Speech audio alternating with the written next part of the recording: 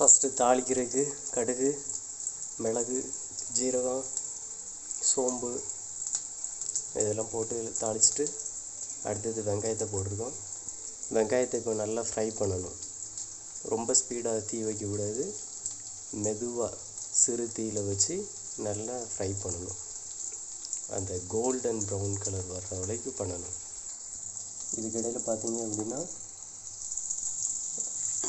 நானே திரித்து வச்சுருக்கிறேன் பட்டை, கிராம்பு, மிளகு, சோம்பு, ஜீரகம், கசகசா, அப்புறம் இன்னும் 2-3 ஐட்டம் போட்டு திரித்து வச்சுருக்கேன். இதை பவுட்ரு பண்ணி வச்சு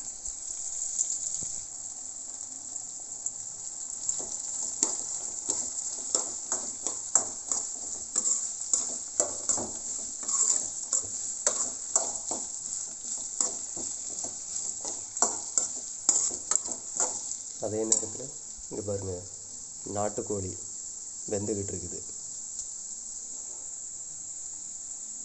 நம்ம வெங்காயம் இதெல்லாம் வதக்கி முடித்த உடனே இந்த நாட்டுக்கோழி அப்படியே தூக்கி அங்கே மாற்றி அங்கே வேலையை தொடங்கிடலாம். அப்போவே இஞ்சி பூண்டு நல்லா மிக்ஸியில் அரைச்சி விழுதாக ரெடி பண்ணி வச்சுக்கிடணும். நல்லா அந்த கலர் மாறிக்கிட்டு இருக்கு பாருங்கள், அப்படி பொன்னிறமாக வரணும். இன்னும் ஒரு 5 to 5 மினிட்ஸ்க்குள்ளே அந்த இது வந்துடும். அது வரைக்கும் நம்ம வெயிட் பண்ணலாம். இப்போ பூண்டு, இஞ்சி விழுதை போட்டாச்சு. இப்போ நல்லா வதக்க வேண்டியதான்.